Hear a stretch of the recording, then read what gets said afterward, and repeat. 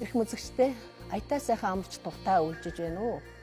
Эртнээс хойш өвлөгдөж ирсэн өвд эцсийн маань өвөг түүх, өв соёлыг шинтэн судалж, тогтон сууж таалан сонирхдог үзэгч түмнийхээ оюуны их далаад нэгэн нэмэр тусал олгож өв соёлын албанаас Монгол өв соёл нэвтрүүлгээ толилдуулдгийг маань та бүхэн андахгүй сайн мэдж байгаа. Бид бас нэгэн шинэ дугаараа одоо эхэлж байна. Тэгэхээр энэ шинэ дугаар маань бас 2 оны зааг дээр магадгүй бидний хувьд нэлээд их сонирхолтой цаг үедч болж болох юм. За 17 дугаар жарны уруулагч хэмээх Шорон Гахаа жил маань өвлийн адаг сарлуугаад өгөж өнтөө өвлжиж өрн хавртаа золгосны их баярч удахгүй болох гэж байна. Тэгэхээр энэ сайхан баяраар Монгол түмэн Монгол өв соёлоо гайхуулж, монголчуудын уралсан, бүтээсэн бүхнээр гойж, дэлхийд бас гайхамшигт Монгол урлалыг танилцуулж байдаг. Тийм ч учраас бид нар та бүхний маань удахгүй болох сар шиндээ бэлдэн гойж байгаа зүйлд манай урчуудын, манай гайхамшиг татамжтын бүтээсэн олон зүйл бас чимэг болох үүднээс нэгэн хүндтэй зочныг эхний ярилцагчаа болгож урьж байна. Инхээр уран хатгамалч, өв тээгч Цэнгэл сайхан гэхээр манай үзэгчид андахгүй сайн мэдэх баха. Тэр дундаа Цэнгэл сайхантай уулзахдаа бид нар ялангуяа бүсгүйчүүд маань 9 эрдмийн нэг болсон энэ одоо хатгамал зүү орох урлаг ер нь өнөө үед одоо хэр дэлгэр байна. Бүсгүйчүүд маань 9 эрдмийн нэг хэвээр байна уугүй юу гэдгээс яриагаа эхлэе гэж бодож байна. За баярлалаа. Үзэгчтэй бас энэ өдрийн мэндийг хүргье. Тэгэхээр яа харахгүй одоо энэ уран хатгамал гэдэг энэ уран үйл болвол эмэгтэй хүний 9 эрдмийн нэг нь бөгөөд би бол одоо ухаандаа бид нэр тэргүүн зэргийнх нь эрдмийн энэ үйлэн дуран байх гэдэг юм а гэж ингэж боддог юм. Яагаад тэгэхээр энэ зэрэг ерөөсөө эртнээсээ манай монголчууд чинь эмэгтэй хүнийг үйлэн дуран байхыг л чухалчилж ийсэн. Уран хүн бурхан ухаантай л гэдэг за уран бэрийн нүүдэл гэж ээдэг. Тэр байтугай айлд хүү төрөхөд уран бэртэй болоорой гэж өрөөдөг байсан гэж байгаа тий. Тэгээд ирэхээр зэрэг энэ уран хүн гэдэг юм ямар одоо чухал юм бэ гэдэг юм одоо чухал л да. Тэгэхээр зэрэг энэ одоо өнөөдөр яаж өвлөгдөж ирж гэнэ үү гэж өөрөө чинь санаа тавьж байгаа тэр юм бол бидний хамгийн чухал үед байгаа. Тэгэхээр нэг хэсэг бол үнэхээр энэ уран хатгамал бол ялангуяа одоо тэр одоо хүнүүгийн үеэс 19-р зуун хүртэл бол сайн хөгжиж ирж ийсэн. Тэгээд нэг хэсэг одоо ялангуяа сүүлийн нэг 20-од жил бол баг мартагдах төгсчээсэн юм. Одоо сүүлийн 10 жилээс эхлээд нэлээд сэргэж ирж одоо бол нэлээд одоо түгээмэл болж овоо сайхан энэ соёлын өв ямар ч байсан үндэсний хэмжээнд сэргэж чадлаа гэж. Энэ жил гэхэд чинь бид нар манай хүүхдийн урлан бүтээгдэхүүнийхэн бас санаачлага тавиад манай урлан тэмцээн байгуулад ингээд хүүхдийн урлан бүтээгдэхүүн дээр энэний зүү орох хатгамлын сургалт шинээр нэгдэж явах жишээ.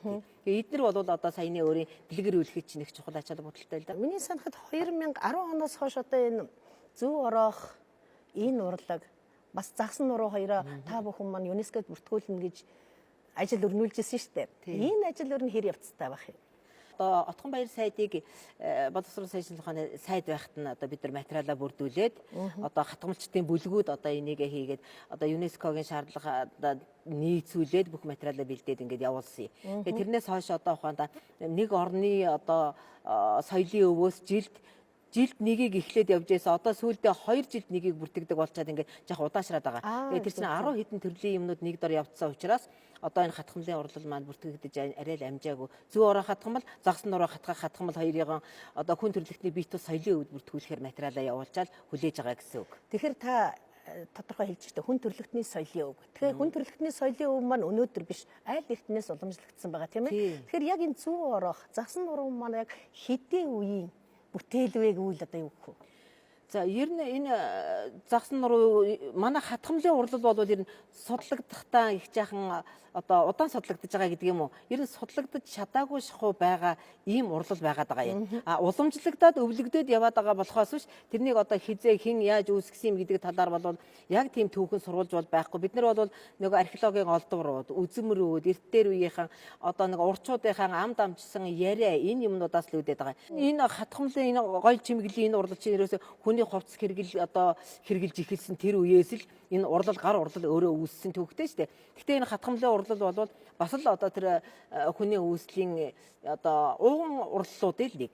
Бидний мэдхээр Ховд аймгийн Мөнх хайрхан сумаас олдсон бид нар ярьдаг шүү дээ үзүүр гилан тэр газараас олдсон одоо нэг Адидастай Монгол бүсгүй тэр юунаас энэ бас гарч ирсэн гэж үздэг тийм ээ. Загсан нуруу энэ зүү орох урлаг.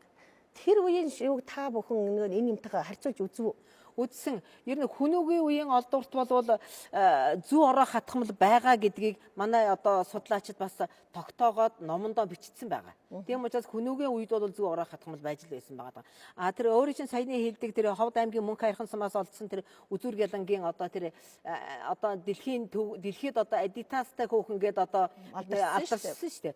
Тэр хүүхний одоо жишээлбэл энэ тэр үед загсан нуруу гэдэг хатгамлыг ямар чамнаар хатгаж байж вэ гэдэг юмны үзүүр тэнд одоо тэр хүүхний гутлын төрвнээс олдсон хитвчэнд гарч ирсэн байхгүй. Тэр хитвчнийг ингээд эсгээд тэгээд энэ нөгөө ойсон эсгийгээ хооронд нь нийлүүлж оёхдоо загсан нуруугаар айсан байсан. Тэгэхээр энийг бол би яг тэр одоо тэр тэндээс олдсон энэ дотор эвэр сам тэгээд толны хагахай хүрэл тол байсан гэж ярьдаг. Тэгэхээр ийм жижиг юм тэгээд тэр хүний гутлын төрөнд нь хийж оршуулсан байсан байгаа байхгүй. Одоо яг энэ манай загсан нуруу гэдгээр ингээ эмтсэн байна та. Тийм энэ яг хэмжээгээр нь тэр олдврын яг хэмжээгээр нь хийсэн. Тэгээд загсан нурууг нь эсгэж ингэж одоо яг загсан нуруугаар нь оёод. Тэгээд тэр Adidas гэдэг юмыг одоо ингээд энэ юу байгаа шүү дээ. Энэ тэр нөгөө гутландар байсан Adidas-ийн хээ байхгүй юу? Одоо энийг яг ингэ хэвлж аваад тэгээд тодорхой хэсгийг ингэж одоо өмөлж ингэж зурж аваад энд одоо тэр хүүхний гутландар байсан энэ Adidas-ийн хийг энэ дээр зүү ороож байсан байгаа. А тэр энэ Adidas-таараа бол задгай хатгамдар хатгсан байсан. Тий. Тэр булчнаас олдсон зүйлийг нэгтгэхэд үзэхэд энэ эмэгтэй язгууртын эмэгтэй байв уу, уран хатгамалч эмэгтэй байв уу, аль эсвэл тухайн үеийн одоо эдлэл хэрэглэлийг л одоо өөртөө яаж исэн хүн байна гэдгийг нэлийн судлахдахгүй болоод байгаа шүү дээ. Тэгж байгаа. Тий.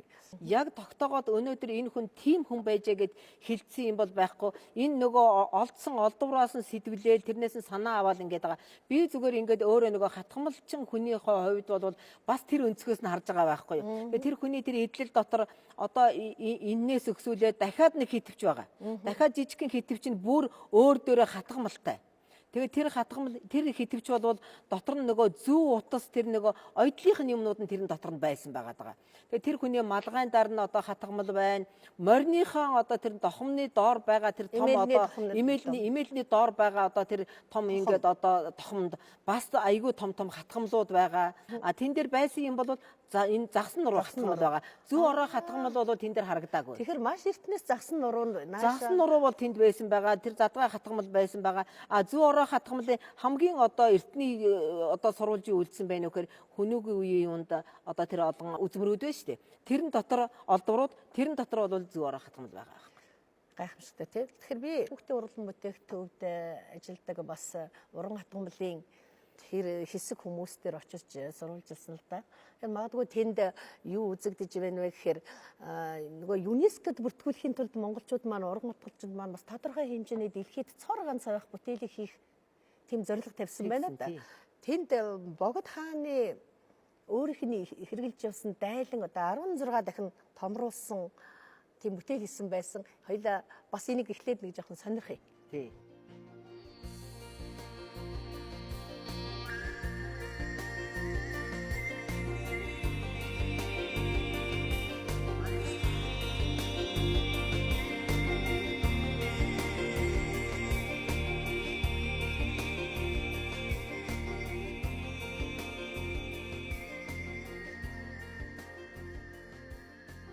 Дэлхийд цор ганц бүтээл хийхин тулд ерөөсөө хамгийн том дайлан хийх нь зөө юм байна гэж одоо үзээд тэгээд энэ богд хааны дайлан тухайн үед бол богд хаан маань өөрөө нөгөө төр шашныг хослуулан барьдаг байсан тийм мундаг хүний дайланг 16 дахин томруулж одоо 108 хүн одоо учиг шимгэж хийсэн байгаа. Тэр бүтээлийг хийхин тулд бид нэр одоо богд хааны музей дээр яг биежилж очиод тэгээ манад нөгөө Игнэшгүй санаа төвөөс одоо жил алга уламжлал олон улсын уралдаан зохион байгуулдаг тэндээс төрсэн уран хатгамалчдын бүгдээрийг нь байлцуулж иж одоо 2 жилийн дараа бол маш их гоё том бүтээл болсон байгаа. Богд хааны тэр дайлантай материал нь ижлэх нь тарган. Ерөнхийдөө бол орчин цагийн материал боловч тэгтээ нэлээд төстэй зүү аргачин дотроо 3 төрөл байдаг. Тэгээд дан зүү арга хойдлоороо бол 7-9 дагнаас гаргаж одоо энэ бол ийм том дайлан одоо ингэж ойсон бүтээл ер нь баг ховор ах гэж боддог. А дээрэс нь одоо энэ зоосон ширээний сүлжүүлгээд бас Монголын үндэсний уламжлалт ийм одоо сүлжмэл байдаг. Тэгээ тэрийг бас хийс. Таны гар буян оролцсон хэсэг нь одоо энэ бүтээлийн энэ том дайлангийн аль хэсэг юм бэ? Би бол яг хэн дээр бол тодорхой юм нэг жоохон хэсгийг оёод яг энэ дайлангийн хүндэтгэлийн дайлангийнхаа загас нураг бол айсан байна.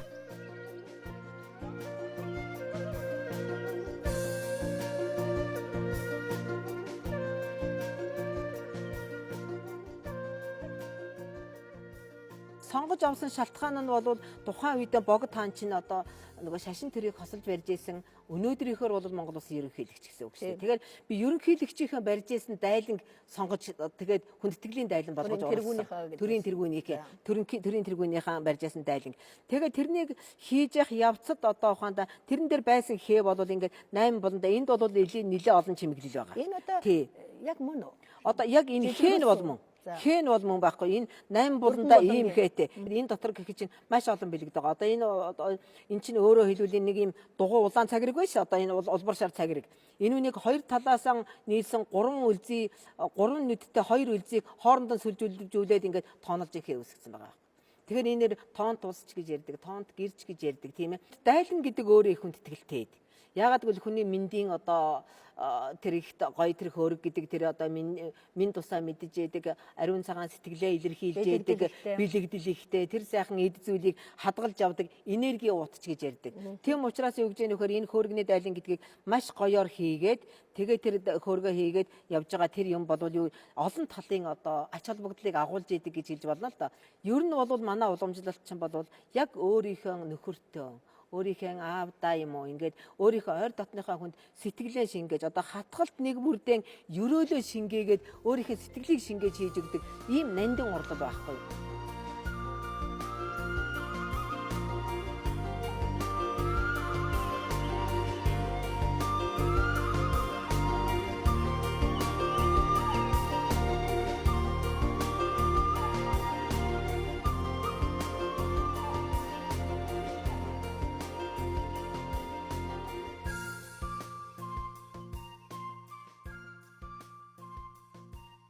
Энэ дайланг би 6 сар байсан. За энэ бол доотлол нэг 4 сар. Энэ одоо 6 сар өдөрт хэдэн цаг суух уу да? За өдөрт нэг 4-өөс 5 цаг. 5 цаг суух. Нөгөө манай үндэсний уламжлалт хээ угалз гэдэг маань өөрөө их чамин тансаг.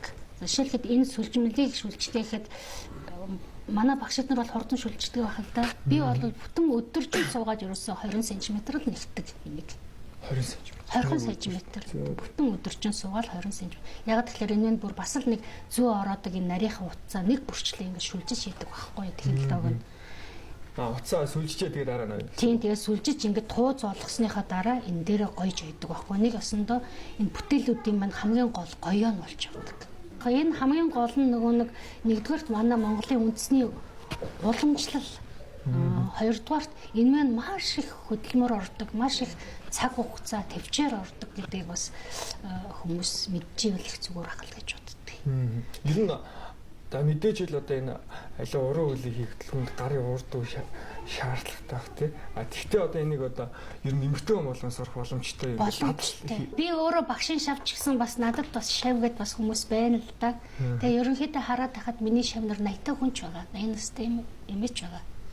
8 настай жоохон хүүхэд ч байгаа.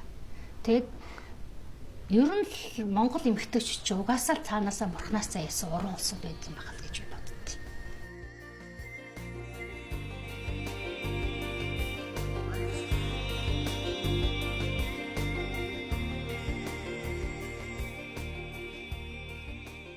Тэгэхээр их сонирхолтой зүйлийг бол та энд ачирсан энэ жаацтай бурхныг болов гэж би бодож байна. Энэ бол бидний мэдхээр одоо цагаан шүхэрт зүү орооч хийсэн гэж байна тийм ээ. Яагаад одоо яг энэ цагаан шүхэртийг зүү ороох бол энэ хэр нарийн урлаг. Тэгэхээр энэ зүү ороох урлал гэдэг юм бол одоо бид нэр зүү ороох урлалыг зүгээр нэг дайлан хийхээр төсөөлөд байна. Гэхдээ тийм биш. Тэгээ зүү ороох урлал гэдэг бол зүү ороох хатгамал бол ерөөсө ямар ч нарийн төрсийг ойж болдгоороо бусад хатгамлуудаас бас ялгаатай. Тэр нь гайхамшигтай. Одоо жишээлбэл задгаа хатгамлаар одоо ийм нарийн имийг дагнаас хийгээд ойж чадахгүй шүү дээ. Тэгтэл зүү ороохоор дагнаас хийгээд ойж болж байна. Битүүлж ойж болж байна. Хөвөөлж ойж болж байна. Энэ бүх төрлийн хатгамлын тэр одоо технологиг энэ зүү ороохтоор гаргаж чаддаг. Тийм учраас тэрийг харуулахын тулд нэгдүгээрт одоо энэ бурхан гэдэг юм бол урлалын хамгийн одоо нарийн урлал. Хамгийн нарийн урлал. Маш нарийн одоо зураг дүрс гардаг. Тэг алдаж болдоггүй одоо ийм дигж аягтай. Би тэгж бодож байна л да, ийм нарийн одоо бурхан бүтээхэд тэр тэг химээг алдахгүй байх. Тэрнийг одоо яг одоо 10 наалахад бэлэн болж зурна гэдэг та өөрөө зурсан юм уу? Энэ бурханы зургийг яаж хийсэн юм бэ? Аваад хийсэн юм уу зургаар? Тэгэхээр энэ бурхны зургийг гаргахын тулд бол би зүгээр олон жилийн өмнө нэг урлаг судлаач доктор Батчулангой надад одоо Монголд чинь нэг тийм бүлэг хатгамалчд байсан. Тэр бүлэг хатгамалчд одоо цагаан шүхрт бурхныг шүтчихсэн гэж надад хэлсэн байхгүй. Тэгээ би энэ бурхныг ер нь нэг бүтээх юмсан гэж бодож байгаад бурхан зурдаг манай охин уран чимэг гэдэг. Уран чимэг гэд манай зураач уран хатгамалч зээгт намалж бүсгүй байгаа. Тэгээ урнаа агчид би бүр зориуд захиалга өгөөд та надаа нэг цагаан шүхрт гэдэг бурхныг зурж өгөөч гэж. Тэгээ тэрнээ зуруулаад одоо тэгээд одоо өөрийнх нь тэр зурсан зургаар ноёсон.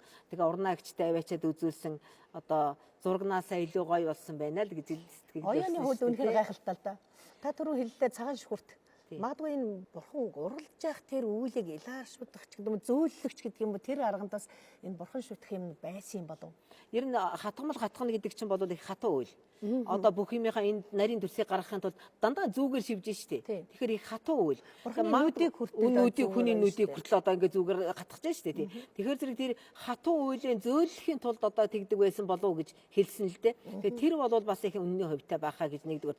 Хоёрдугаарт ер нь хар цагаан хил ам гэдэг. Одоо ухаанд яасан уран юм бэ гэж тэгтэл одоо цагаан хил ам одоо төр үүсэж явах жишээтэй байдаг л гэж ярьдаг юм билээ штэ тий. Тэгээд тэрхээр зэрэг тэр хар цагаан хил ам хамаг муу юмнаас хамгаалж яадаг. Тэгээ бас энэ бурхны юмыг судлаад үзсэн чинь энэний одоо тэр эд шид гэдэг юм одоо бурхных нь тэр юмн дотор болохоор зөвөр чадахгүй юм чадах болмоо гэдэг үг байгаа.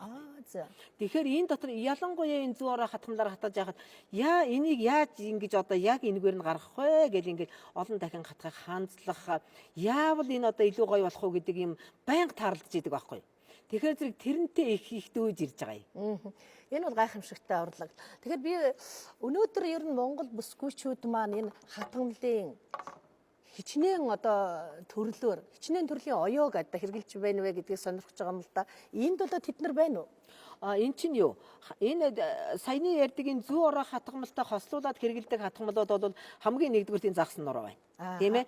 Тэгээд энэ чинь шийдвэр хатгамал гэж байгаа. Тэгээд энэ дайлан болгохын чинь тулд одоо хаваа шидээгээс өксүүлээл тэгэл хөвөрдөх.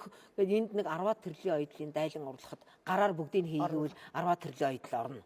Яг нарийн хатгамал талдаа бол загсан нуруу зүү ороо хоёр оёдол нарж байгаа. Тэгэхээр загсан нуруу маань өөрөө 3 төрөлтэй. 3 төрөл бидний одоо олж мэдснээр 3 төрөл байна. Зүү ороох маань бас 3 төрөл байна. Дагнаасаа гарахтаа хүртэл одоо их дагнаасаар хатах уу, түүхий дагнаасаар хатах уу гэл ингээл бас одоо маш олон төрлийн юмнууд байна шүү дээ. Энэ бол тууз. За. Одоо энэ дээр байж шүү дээ. Энэ туузнуудыг гараараа сүлждэг байхгүй. Зоос ширээний сүлжмэл гэдэг ийм агуу урлал байхгүй. Тэгэхээр ер нь бол одоо хэрглэж гин үү? Эсвэл одоо бас л судлаад Үгүй одоо бас сэргээгээд явж байгаа. Энийг сэргээхэд одоо манай хатгамалчраас одоо тэр хандмаа гэж одоо өмнө говийн харьяат хүндээ багш хүн бас манай Батуйн багш байна гэдэг ингээд энэ хоёр гэр бүлээр эхнэр нөхөр энэ хоёр гэр бүлээр энэ урлыг одоо сэргээж хөгжүүлэхэд асар их үүрэг гүйцэтгэсэн улсууд байна. Тэгээд одоо бид нар тэрнээс нь суралцаад цааш нь түгээгээд ингээд явж байгаа. Эртний юмдаар бол ерөөсөө нэг дээд тал нь 32 одоо тэр манай тэр багш нар гээд багш нарын хэмжээнд яригдах тэр улсууд бол дээд тал нь 32 утсаар сүлжиж ийсэн гэсэн юм бичсэн байдгийг. Бид нар бол одоо нэг одоо үед ингээд дэлгэмлэр нь ингээд одоо багад 40 утас 56 утас 64 утас хүртэл сүлжижсэн. Энэ дандаа утсаар сүлждэг. Энэ одоо утасны тоо байхгүй. Энэ гэхэд одоо 56 утсаар сүлжижсэн. Энэ гэхэд 64 утсаар сүлжсэн. Тэгэл ингээд эн чинь одоо 4 утаснаас ахуулаад 64 утас хүртэл сүлжиж байгаа. Амар нарийн байна тийм ээ. Маш нарийн. Утас нь нарийн болох тусам бас их гоё болно. Тэгээд энүүгээр нь гойдог. Сар шинэ ойртохоор мэдээж манай орчуудын хувьд энэ уран гартаа бүсгүйчүүдийн хувьд захиалга тасардаггүй байлгүй дээ. Мэдээж шинэ сараар шинхэн дээлний эвхээс задлж тийм нарийн нандан хийцтэй сайхан дээл хувцаараа гайхуулдаг. Одоо таны өмссөн дээлэнд гэхэд чинь одоо бас л зүү ороох ийм хатгамалаас гадна шүр сувдны тийм төрөл ороод ирсэн байна шүү дээ. Тэгэхээр шүр сувдан хатгамал бол бас манай уламжлалт хатгамлын нэг. ялангуяа богд хааны ордон музейд байдаг одоо тэр үзмрүүд дотор бол шүр сувдаар хатгсан хатгамлууд гайхалтай. Тэр одоо малгай дондог дулам хатны зөндөө олон малгай одоо юмнууд байна тий. Тэгтэл одоо бол баяжуулаад байгаа шүү дээ бид нар бас нөгөө суралцгаа хийж байгаа. Суралцаад үндэснийхээ имийг уламжлалт загвараар нь хөгжүүлнэ, орчин үеийн өргөн хэрэглээгээр нь хөгжүүлнэ, дээрээс нь бас баяжуулна. Баяжуулж хөгжүүлнэ гэдэг. Тэгээ энэ дээр бол одоо хонда нэг шин технологи гэх юм уу да одоо энэ хуучин бол энэ нөгөө шүр сувдын дангаар нь буюу эсвгээс энэ одоо юу гэдгийг одоо нөгөө биш хөвөөлөд гэдэг юм уу одоо хажина гэж ярьдیں۔ Хажина. Тийм. Одоо саата бөөрингийн саата утсаар хашиж одоо ингэж хатгадаг технологи байсан байгаа юм ин одоо үзмрүүдээр үзээд байхад. Тэгээ энэ үнийг бол ухаанда зүү ороо хатгамлаар суурилж хөвөөлж хашиж хатгадаг шин технологи гэж хэлж болохоор тийм технологи гаргасан. Тэгээд энэ үнийг одоо энэ дээлэн дээр гойсон байгаа. Бүсгүүчүүд маань ялангуяа энэ уран хатгамлын талаар маш олон төрлийн зүйлүүдийг одоо хийж ЮНЕСКОд бүртгүүлэх гэж сүүлийн жилүүдэд нэлээд их юм хийсэн. Одоо тухайлбал одоо Монголын нууц тавчид зохиолыг бас ойсон хатгаж. Одоо тэгээд та бүхэн маань бол энэ зүү ороо хуралгаар ингээ бурхтай ойж байна. Богд хааныхаа дайлан хөөргийг хийж байна. Энэ бүхэн л ерөөсөн Монгол бүсгүүчүүдийн уран хатгамлын энэ өвийг л түгээж байгаа хэрэгэлтэй. Энэ бүхэнд одоо ер нь бүсгүүчүүд хэр хамтарч ордог юм бэ? Хамтарч орно. Хамтрахгүйгээр ерөөсөө явна гэж байхгүй. Одоо ухаанда хоёр хүнээс ахуулаад эн чинь ганцаараа хийгээ суугаад байдаг гэдэг биш шүү дээ, тийм ээ. Тийм учраас ерөөсөө юу гэж яах вэ?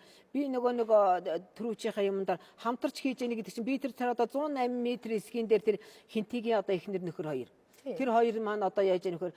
Нөхөр нь нууц тавчааг уншаад ойлгосныгоо зураг болгоод зураад эхнэр нь тэрийг нь одоо бусад хүмүүстэйгээ нийлээд ингээд зээглэхийн зээглээ ширхийн ширээд ойж байгаа байхгүй. Тэгээ тэрэн дээр бол би бас сэтгэл гаргаад хинтээд очиж одоо өөрсдийнхөө хүмүүстэй очиж хатгаад бас зарим одоо аймагуудын нөгөө мэддэг таньдаг хүүхнүүдтэйгээ холбож өгөөд ингээд хамтраад л одоо явж байгаа юм. Тэр зүгээр тэр 108 м тэр нөгөө торгондоор ойсон тэр их гой нууц тавчаандор бол би оролцож амжаагүй л дээ тий.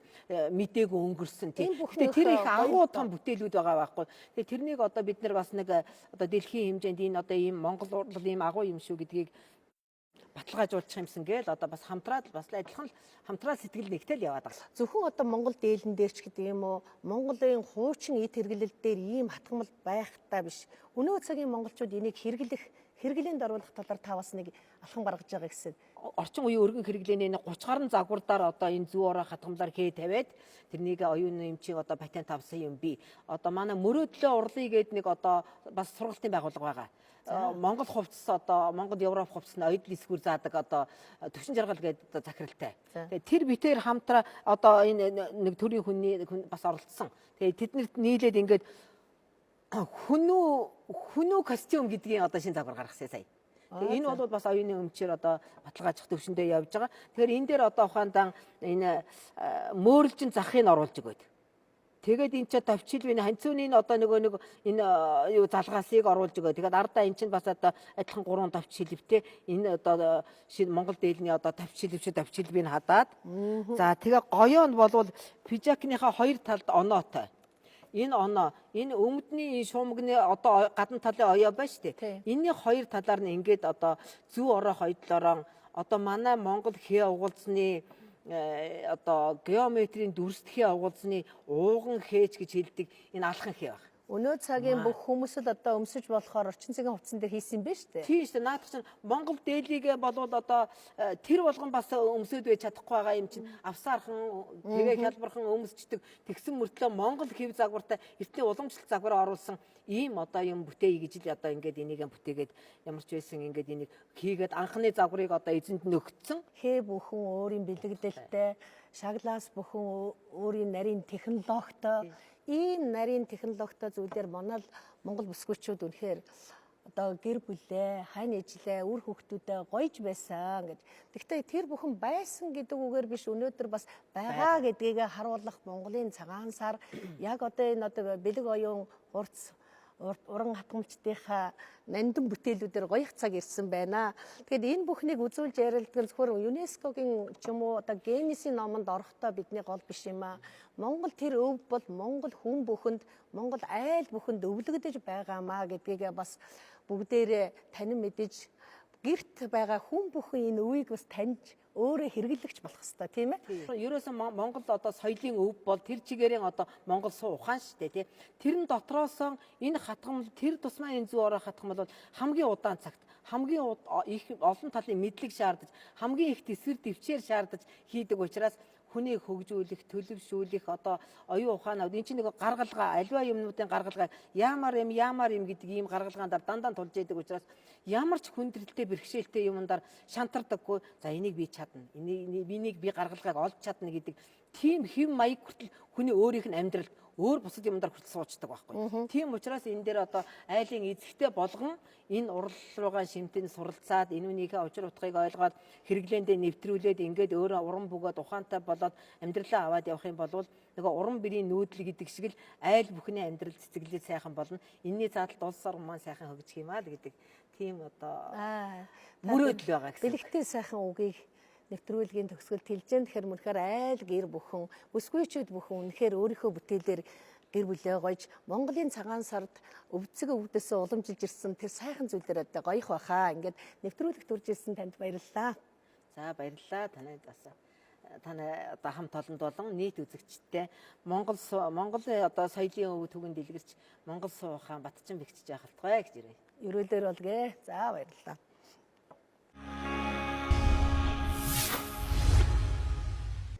За өв соёл нэвтрүүлгийн дараагийн болон эхэлж байна. Тэгэхээр бид нар энэ болонгаараа ер нь бидний өвлүүлэх гээд байгаа бас өвлөн тээж байгаа энэ их гайхамшигт өв соёл маань залуу үеийнхэнд яаж хүрж байгаа талаар үзүүлэхийг хичээсэн юм. Учир нь өв соёл гэдэг тухайн цаг үеэсээ гадна 3 цагийн хэлхээнд хөгжиж байж дараагийнхаа үед очиж байж тэр гайхамшигт өв соёл болдог. Энэ гайхамшигт өв соёлын нэг бол Монгол дархтын өв соёл. Монгол дархчууд маань хэдэн зууныг дамжин өвлөж ирсэн тэр гайхамшигт бүтээлийг 3 үеэрээ түнээс ч илүү цаг хугацаагаар өвлж байгаа залуучууд байна. Ялангуяа сүүлийн үед уран дархчуудын хийсэн бүтээлээр үзэсгэлэн гаргаж Монгол дархан, Монгол урлал хаахын яваан бэ гэдэг талаараа бид нар ярилцдаг болсон. Энэ их үзэсгэлэнд бас амжилттай оролцсон нэгэн урлангаар бид нар зочилсон. Энэ урланд бол залуучууд ажиллаж байна. Мөнгөн тас хэмээх энэ урлангийн залуу үеийнхэн өөрсдийнхөө бас шин санаагаар эртний хийцийг аль алиныг хослуулсан сайхан дархан бүтээлүүдийг өвлөн ирж байгаа тухайга бидэнд хуучилсан юм а. Тэгэхээр мөнгөн таст урлангаар хамтдаа зочилцгоё.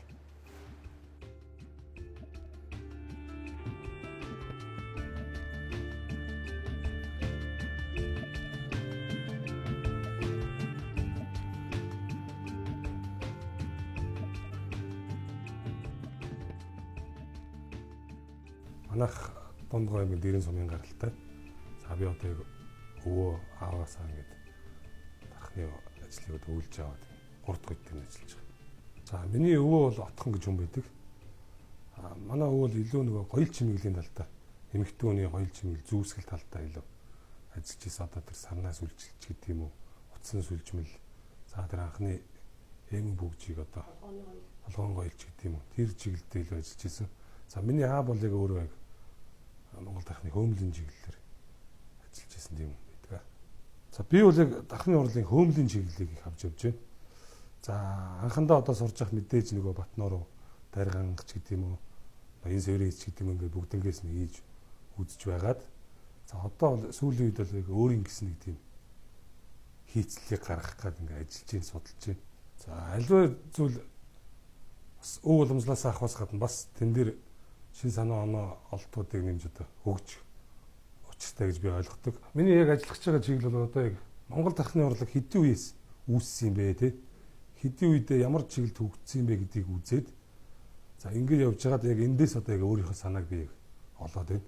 Энэ бол одоо нөгөө дөрөв хүчтэн жим шиг ингээд хооронд нөгөө бэлэг дэмбэрлийн агуулгуудын хооронд нь гаргаад одоо ийм хээ юмнуудыг одоо яг өөрийн гэсэн одоо инновацлог шингээж ягаад өөрийн гэсэн хөөмлийн хийцлүүдийг л одоо гаргах гээд олцоо одоо хүрэл дээр ч үт юм уу, ган дээр ч үт юм уу, мөнгөн дээр энэ төр гэсэн. Одоо Монгол дархны урлаг гэхээр зөвхөн металл зохиос гадна сэтгэлгээний том урлаг юм гэж би ойлгодог. Одоо дархан үнэхээр гарандаа юмтай гэж боддог. Би бол үгүй байна энэ толгойдоо юмтай буюу толгоонд одоо сэтгэлгээний цар хүрээтэй байх хэрэгтэй байна. Тэр хээ хоор хөнгө юм нь одоо ямар учир чанцантай байх юм. Тэр нь юу бэлэгддэг, юуны удаага харьшгууч гэдэг юм. Ингээд тодорхой хэмжээний судлаач маягийн ажил хийгээ яваад байна гэж өөрөө ойлгоод байна. Манай аав одоо будаатай шаазан дээр аяганд мөнгөлдөг байлаа. Тэр үед одоо юу гэдэг нэг түүхийд материалын олдцох багт их хатуу мөнгөн дээр ч гэдэг юм жиг нэг уруу ухаанаа гаргаж хийдэг байж л та. Одоо яг нөгөө бас тодорхой хэмжээний материал юм нэлбэг болоод одоо юу гэдэг юм чулуун хашаяган дээр алтдагч гэдэг юм уу ингээ гараар хийх технологи. За сүүлийн үед бид нар нөгөө хэрэглээ талын одоо шаазанг одоо ингээ мөнгөлөгч гэдэг юм уу тийм ийм ажлууд хийж эхэлж байгаа. Энийг бол одоо бидэд 2015 оноос хойш ингээд ерөөхдөө үтсээр байгаад л одоо ингээд сайжрал яваад байгаа гэсэн үг.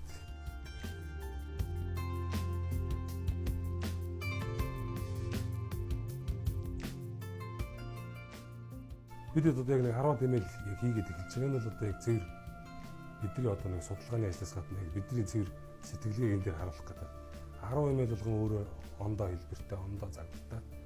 Мэдээж нөгөө Батнор дарган хийцэн яг дэг юмуд нь турганы одоо тэр нуглаас матаас гэж ямар болсон тэр болгоныг агуулна гэхдээ дээрээс нь баяжуулаад бид нар өөрийн өсөс нөгөө санаа юмудаа тусгаад яг одоо Монгол эмээлүүд ямар загвартай байсан тэр болгоныг одоо хэрэглээнд тааруулаад одоо хийх гэсэн үг. Яг харахад нэг талаас урлаг хэлбэртэй болж нөгөө талаас бас хэрэгжилж болох үгцэл.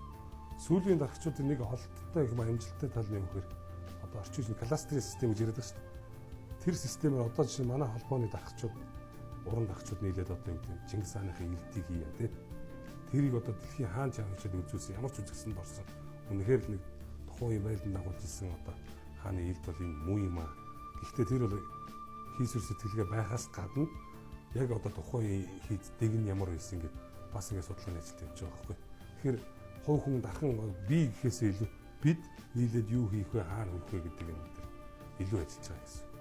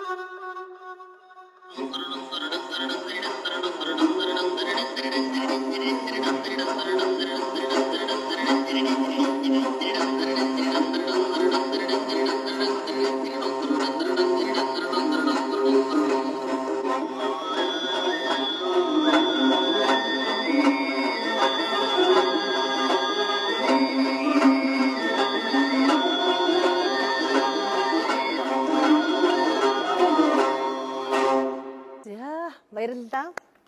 Үнэхээр гайхалтай сайхан хөгжим. Бараг та нарын дэргэд ингээд суухад бараг дагаад ихшгэлмээр сэтгэл хөдлөсөн сайхан хөгжмүүдийг та бүхэн тоглолоо. Тэгэхээр энэ маань үзэгч мад нам андахгүй сайн мэдж байгаа бах. Говийн эндэр гойж нана гэсэн ардын дууны найруулгыг манай соёл урлагийн их сургуулийн багш оюутнууд маань тоглож үзүүллээ. Энэ бол бас онцлогтой. Тоглохдоо та нар маань бас хуучир хөгжмөр тэгт тусмаа 4 утаст хуучир хөгжмөр тоглолоо шүү дээ, тийм ээ. Тэгэхээр Цэнгэлмаа багшаас би асуумаар байна. Та шавнартайгаа 4 утаст хуучир хөгжмөр сая тоглохдоо ер нь нэлээд их өөр хүүг аяыг хөгжим бүхэн гаргаж штэ. Энэ 4 утаст хуучир хөгжим маань яг энэ аясаараа хизээ сэргээгдсэн юм бэ? Ямар онцлогтой хөгжим юм бэ? Ер нь хуучир хөгжим маань манай эртний өмнөх бүр 3 дугаар зуунаас өмнө байсан гэдэг. А 4 утаст хуучир нь болохтойгоо зэрэг ер нь 13 дугаар зуунаас эхлээд ялангуяа хааны ордонд бол туйл хайлах, үлгэр хэлэх, магтаал гэдэг ард түмний бүр дундаж бас өргөн дэлгэр ингэж тархаж ирсэн байдаг. Тэгэхээр энэ хөгжим маань 3 төрөл өнөөдөр бол сэргээгдээд байгаа.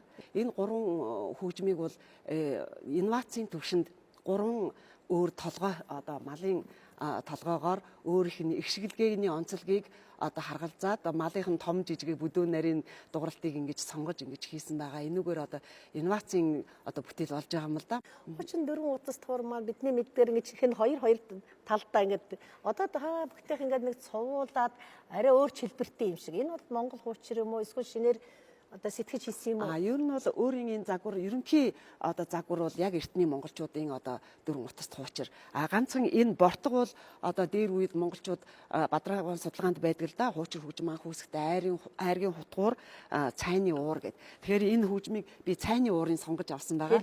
Тэг хэлбэр нь. Тэгэхээр ингээ харахад бол яг монголчуудын хэрэгэлдэг цайны уур харагдаж байна уу тий. Тэгээд энэ бүтцэн өөрөө ийм модны ураар бүр сонгож хийх ийм стандартыг бол би өөрөө ингэж шинээр бий болгосон байгаа. Тэгэхээр энэ дээр нөгөө тагш модны үнцээр хийдэг энэ бол дугуйлтанд их сайхан бас хүмүүнөр их бат бөх талаасаа бас дуунд нөлөөлөх талаасаа бас илүү юм болоо гэж шинжлэгдсэн хэлбэр нь юм байна шүү дээ. Тий ер нь хуучны судалгааныхаа дагуу хийгдсэн загвар нь бол энийг бол арал гэж нэрлэдэг. Тэгээд 4 чихтэй. Тэгээд утас нь болохоор малын үлэнгөөр хийсэн. Энэ бол хамгийн гол онцлог. Одоо бол мөр монголчууд бол нэг тийм нийлгэд төмөр сатуркын тийм утас өөр малын үлэнгөөс өөр уцаар хийгээд байгаа нь бол өөрийнх нь дугуйлтанд бол бас арай өөр маягтай дуурдаг. Энэ хөгжмүүдийн дуурч байгаа энэ дуурслыг бол та нар ингээд сонсоход бол бас нэг арай Монголын язгуур талын дуу аваа их шиг бол гарч байгааг бол анзаарсан баг. Тэгээ энэ бол энэ үлэн утсандаа байгаа. Тэгээ нуун бол 2 салаа адууны хэлхсаараа ингээд хийгдээд 4 утасных нь завсраар салаалаад 2 салаа ийм хялгасгүй л тэ энүүгээр маш их онцлог дэлхийд ийм хөгжим бол өөр байхгүй. Ноцор ганц. Ингээд морин толгойтой, ямаан толгойтой гэх ингээд хийхээр тэрийгэ дагаад дууралтууд их өөр болж ийн гэж та хэлж штэ. Жишээлбэл яг ямаа хуучрын дууг нэг дахиад нэг сонсоод тав.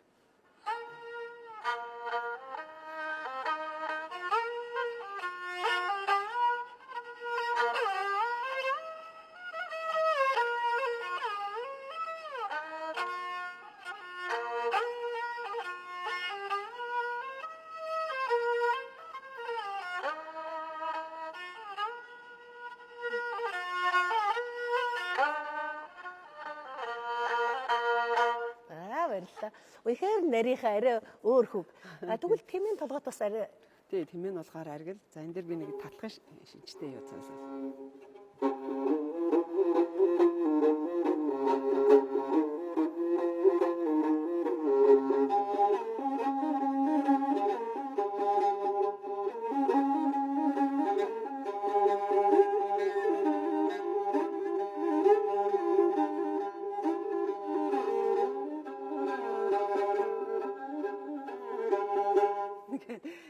Аа их сонь. Нэрэл одоо илэрхийлж байгаа амтныхаа тэр дуу гişгтэй бас ойролцоогтой яг дуурж байгаа. Тэгэхээр ер нь бол одоо хичнээн төрлийн ийм хувьчрыг яг эргэлтэнд оруулаад байна. Ер нь одоо 2 жил гарын одоо энэ сургалтыг соёл урлагийн их сургууль дээр тэгээд гадуур бас сургаж байгаа. Тэгээд 40 одоо хүүхдүүдийг сургаад байна. Зарим нэг нь эхнээс одоо багшийн чанартай сурч эхэлж байна. Манай энэ даваа цэрэн оюутан бол одоо хөгжмийн зохиолчоор сурж байгаа. Одоо энэнийхээ тэр айлгэрмаа гэд одоо бид бас тоглож үзүүлнэ. Ингээд хөгжмийн зохиолчоо найруулагчаа бас давхар одоо бэлдэж байгаа. Даваа цэрэнгийн барьж байгаа хувьчир бол арай өөр юм а да. Миний барьж байгаа хөгжим болохоор ерөнхийдөө дунд хувьчир. За 2 шихцтай.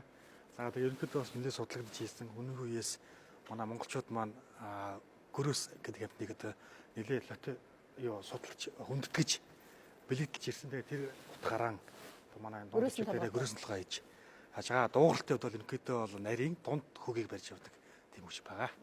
Одоо манай үндэсний их театрт бас хөгжмүүдийн ийм нэг эртэг гөрөөсний одоо толгойтой ингээ өөр ер нь бол хоёр утас тийм хуучраа бол өөрийн яг Монгол гэсэн бас нэг сүүлийн үед бас нэг инновацийн хэлбэр юм л да.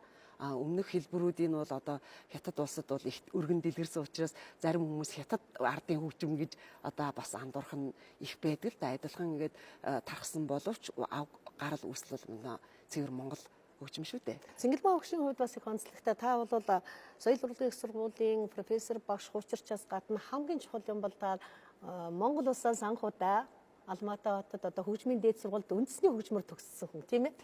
Энэ бас их сонин Монгол үндэсний хөгжим тэгэхээр тэнд тоглогдож байдаг тусгай бас заагддаг арга байна уу? Та эсвэл одоо энэ шинэ юугаар анхны сургалтыг одоо өөртөө авсан хүн байна уу? Ер нь бол 1978 оноос Алматы хотын одоо үндэсний хөгжмийн дээд сургууль бол үндэсний хөгжмийн ангитай.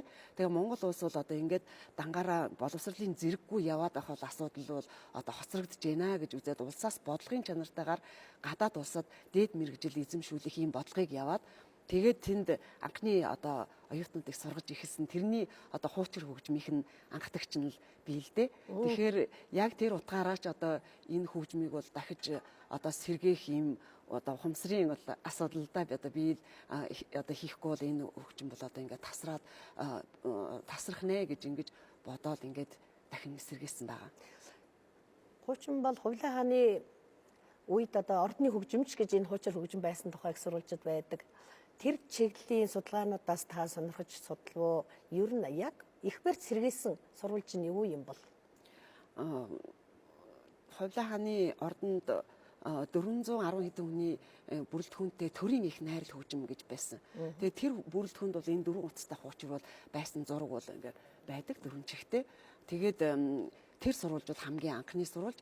Тэгээд ер нь бол гадаадын жуулчид одоо судлаачид энтрийн тэмдэглэлдэж бас байдаг. Одоо хэдэн төрлөөрөө хааны ордноос эхлээд харцардын гэрт бол одоо ийм ардын хөгжмүүд хуурууд бол их олноороо байдаг. Зундаа айргэс гээд хураа татаж бүжгэлдэг тухай бол одоо дурдсан байдаг л да. Тэгэхээр энэ хөгжим маань бол ард түмний дунд бол ард түмний тэр цэцэн бэлэг оюун ухааныг одоо хөгжүүлдэг ийм сайхан одоо Монголын одоо жинхэнэ оюун ухааны одоо илрэл болж чаддаг ийм сайхан хөгжим. Сүүлийн үед бол ер нь эртний Монгол хөгжмийг ялангуяа хүн улсын үеэс эхлээд уламжлагдаж ирсэн хөгжмийг сэргээж байгаа талаар манай хөгжимчид маань нэлээд алхам хийгээд байгаа л да, тийм ээ.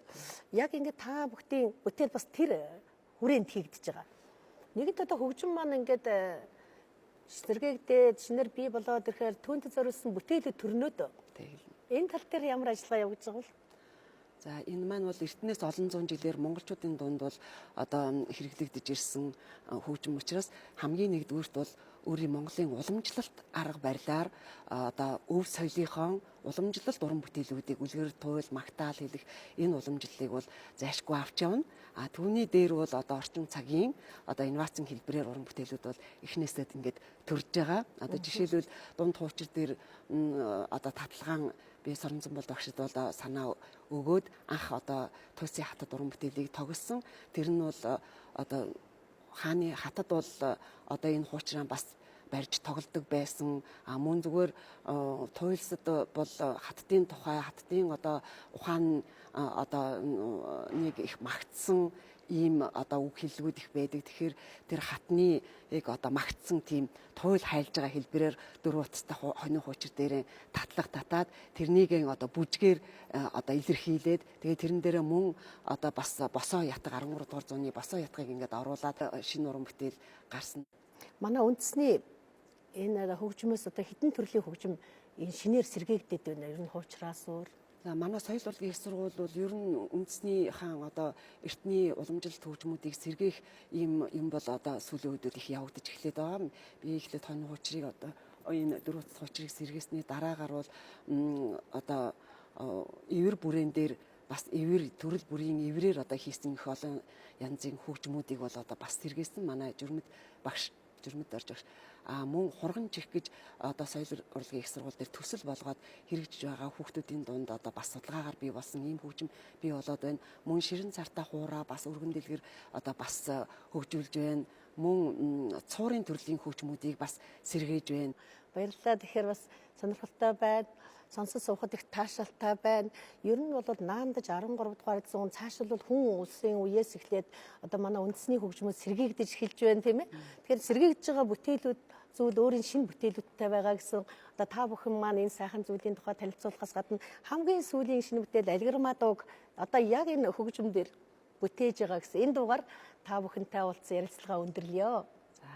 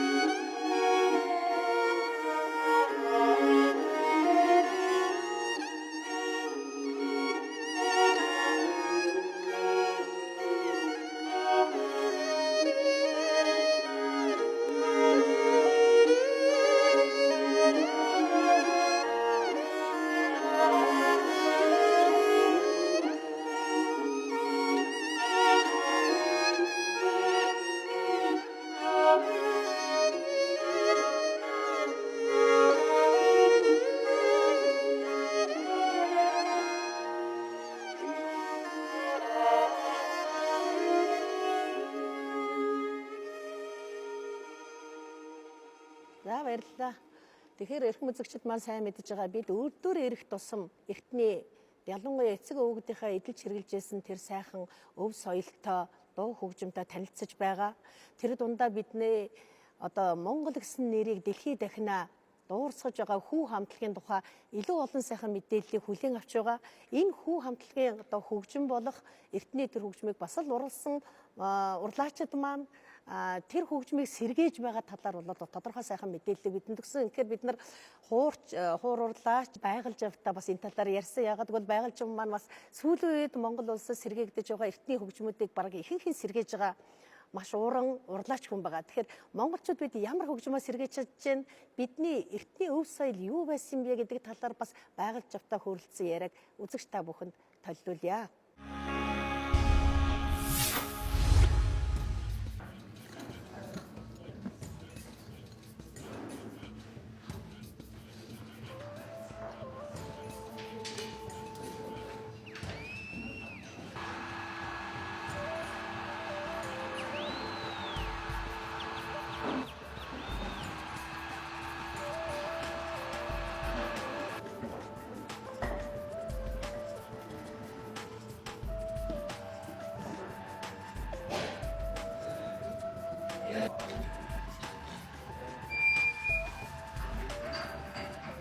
Эртний хөгжмийн соёл болвол одоо яхааргүй одоо бид нар манай улс бол одоо уран бүтээлчд өв соёлоо ингээд хамгаалаад иржээ.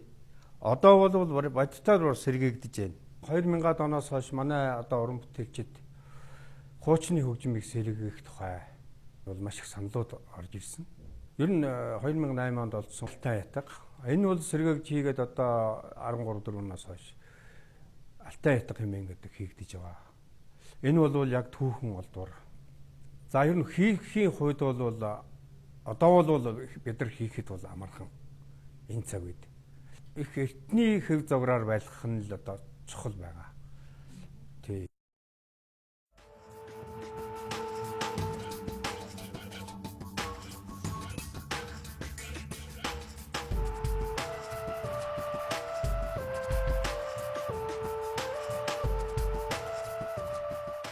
Мөн хувьлагдсан хааны 13-р зууны үеийн ордны ятга сэргийгдсэн байгаа.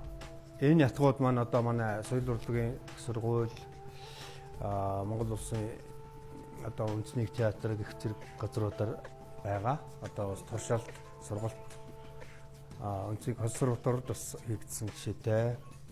За энэ ахуй их ятгууд маань бол мөн л одоо хуучны ятгууд маань одоо бас хийгдэж сэргийгдэж байна.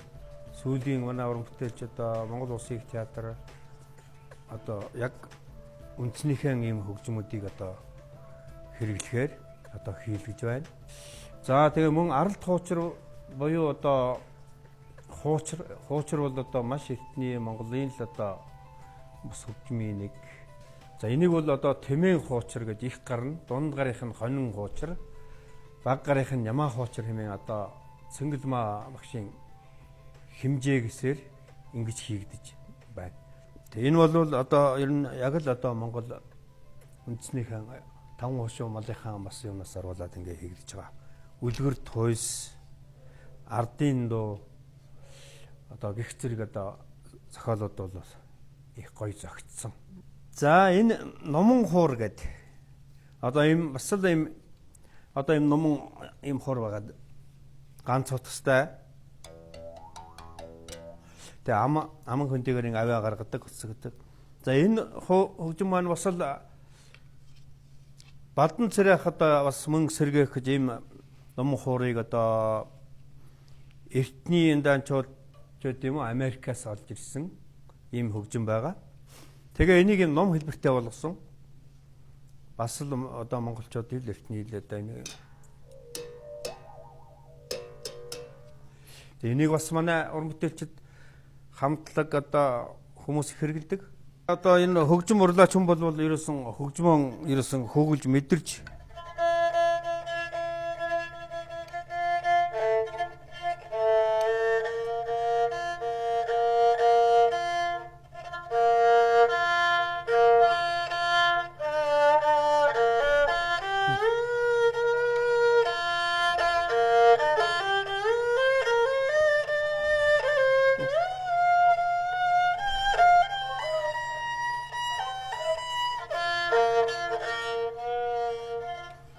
миний энэ хөгжим энэ одоо амьдралтай холбосных бол одоо маш олон хүн морин хуурыг маань гадна дотн тоглож явна. За тэгээ би чинь бас 1989 онд одоо 30 жил болж байна.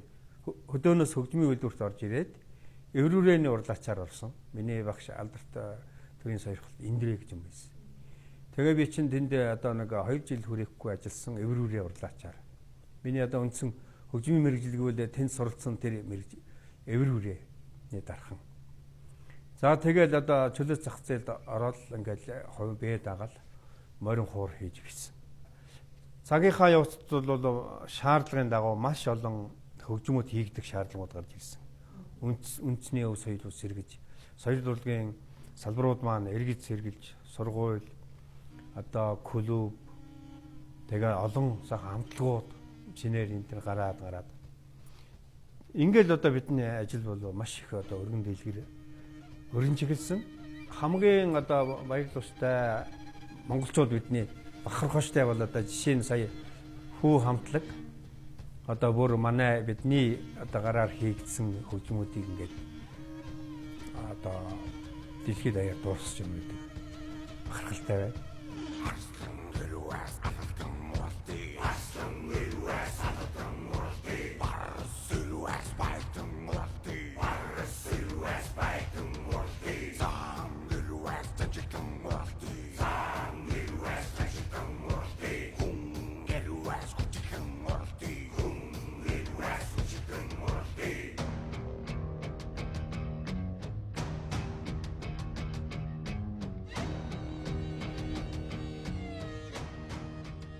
Нэвтрүүлгийн маань энэ удаагийн бүх оролцсон зочид та бүхэнд хүрсэн шинэ мэдээлэл бүхэн Монгол хүн бүхэн өв тээгчид юм. Тэрхүү өвийг өвлөн залхамжлагчид юм гэдгийг харуулсан байхаа. Магадгүй таны гэрт тэр бүхэн анзаардгүй. Тэгсэн мөртлөө өдөр бүхэн хэрэглэгдэж байдаг тэрл уламжлалт зүйл маань монголчуудын эртний сайхан уламжлал өв соёлын нэг хэсэг юм. Удахгүй болох бидний угтан хүлээж байгаа хаврын сайхан баяртаа бид нар энийг бүх урс чадварыг энэ гайхамшигт бүтээлийг дэлгэн үзүүлж Монгол хүн чухамхөө ямар соёлыг бүтээсэн бэ гэдгээ харуулна. Ийм нэгэн соёлын талаар шинэхэн мэдээлэл хүргэсэн өв соёл нэвтрүүлэг өндөрлөж байна. Дараагийн нэвтрүүлгээр тавтаа уулзъя.